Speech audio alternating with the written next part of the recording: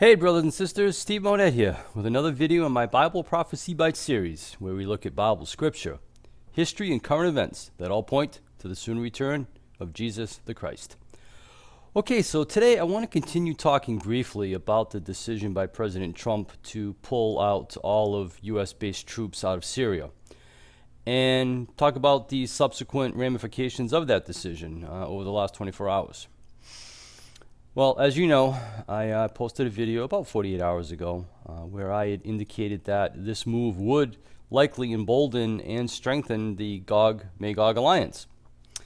And unfortunately, this came to fruition. Not surprising, but it did come to fruition. Last night, media reports out of Israel and Turkey both indicate that Turkey has moved ground vehicles and troops farther and wider and a little deeper into Syria. And that's all happened in the last 24 hours. And I want to show you this map that was provided by the Debka file out of Israel that shows the area that Turkey intends to occupy. Now, this is really interesting, and I'll explain in a minute. But this is the same area that President Trump agreed to allow Turkey to occupy. In other words, he gave his blessing to Turkey to go ahead and take this area. Well, in essence, Trump just allowed Gog and Magog to become stronger and better positioned to attack Israel when that time comes. But this is really interesting, so you got to watch this. When I looked at this map provided by the Debka file, I saw something that really caught my attention. Take a look at the upper left-hand corner of the map, inside of the green shaded area where Turkey wishes to occupy. And you're going to see a green shaded region that is the Euphrates River. Euphrates River runs right through that region. And if you are a student of end times prophecy, well, then you know that the Euphrates River has a huge role in Bible prophecy. And if we go to our Bibles in the book of Revelation, we see that the river Euphrates is mentioned both at the sixth trumpet and also at the sixth vial. I don't believe that is a coincidence, by the way. And in Revelation 9, upon the blowing of the sixth trumpet, we see that the four angels are loosed from the great river Euphrates. And then all hell breaks loose when 200 million soldiers are allowed to cross the Euphrates and go on to kill a third of mankind. Well, in Revelation 16, upon the sixth vial being poured out, we see the river Euphrates being dried up so that the kings of the east can cross over. Well, I don't know about you, but that sounds nearly identical to the sixth trumpet, doesn't it?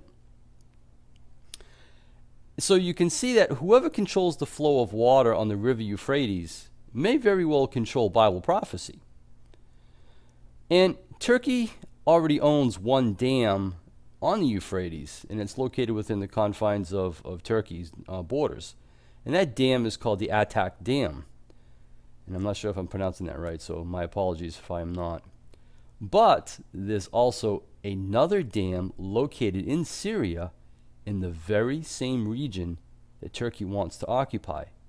And the name of that dam is the Tishkin Dam. Tishrin Dam, sorry. And Turkey is going to get that, all thanks to President Trump. So, while we're speaking of the Euphrates, I'm going to go a little deeper.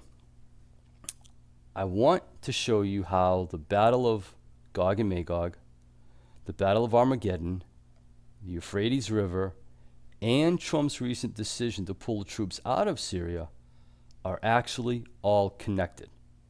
I know that's a mouthful, and I do apologize, but I'm going to be able to do this in about a minute to a minute and a half. In Revelation 16, verse 12, we see that the sixth vial is poured out and the Euphrates was dried up, and a massive army from the east will cross over the river. And guess what country lies to the east of the Euphrates River? Iran, or better known as Persia. Well then, if we continue reading 2 verses later in Revelation 16, verse 14, we see that the great armies and kings are gathered together for the final battle of the Lord. Well, in Ezekiel 38, we read of Gog and Magog gathering together and coming down to attack Israel in massive numbers. And God himself will destroy every last soldier of that alliance. Well, another 2 verses later, in Revelation 16:16, we see the armies of the world are gathered in the place called Armageddon. Well, another word for Armageddon is Megiddo, which just so happens to be located about 90 kilometers north of Jerusalem. Well, in Ezekiel 38, we are told that the armies of the world will gather in the mountains of Israel. Now, as I understand it, the mountains of Israel, towards the Golan, are only about 25 to 50 miles apart from Megiddo. That's not a really big distance at all when you're trying to fit 200 million men inside of that square foot area or square mile area. So it seems like it's a very small location, actually. Now, in Revelation 16, verse 19, we see that there's a massive earthquake the size of no man has ever seen before. And we see the same exact description of an earthquake in Ezekiel 38, verses 19. And, oh, by the way, we also see the same type of earthquake being described in Matthew 24. Is this all the same earthquake? Yeah, I'm going to let you decide on that one, but we'll let the Bible speak for itself, okay? So, in Revelation 16, verse 21, we see great hailstones falling on all of mankind who were in Jerusalem. Well, in Ezekiel 38, verse 22, we see hailstones falling from heaven and destroying Gog and Magog. And then in Revelation 19, we see the destruction of Babylon. And then in Ezekiel 39, we see the destruction of the nations. So again, we've got these similarities that really sound like the same exact event. And then finally, in Revelation 19, verses 17 and 18, we see an angel calling all the birds of the air to gather together for a feast of flesh of men and armies that have attacked Israel. That sounds really familiar, because in Ezekiel 39, verse 17, we see the birds eating the flesh of the Gog-Magog alliance. So, brothers and sisters, I think the biblical evidence is clear that Armageddon and the Gog-Magog war and the Trump decision with Turkey, they're all connected and they're all related. And I think that's pretty obvious to me. But, I'm not going to argue with anybody anymore. I'm beyond that, I think. But I do want to tell you, I did receive some very sarcastic comments indicating that I didn't know what I was talking about when I said in my last video that Gog and Magog and Armageddon could very well be the same battle. But hey, like I said, I'm done arguing with people. I let the Bible speak for itself.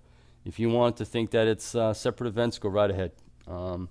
But the evidence is pretty clear that they're nearly identical events. And don't get mad at me. Get mad at God. He's the one that wrote the books, okay? So, like I said, I'm just done arguing with people. The only thing I'll continue to argue forcefully on is the once saved, always saved doctrine. But that's another issue. So, brothers and sisters, all of the evidence is in front of us today. And as of October 10th, 2019, everything indicates that Gog and Magog are in motion. Israel is now surrounded by its enemies, and Israel's only friend in the region, the USA, is actually under attack from within. And if anything happens to President Trump, well, then our ability to help Israel becomes very limited, if not improbable. So, brothers and sisters, these are some very exciting times to be living in. We are seeing Bible prophecy unfold right before our eyes on a daily basis. So, keep in touch, keep in the Word, and keep watching the news, and hopefully you'll be back and see more videos. In the meantime, keep looking up, for our redemption draws near. Thanks for watching.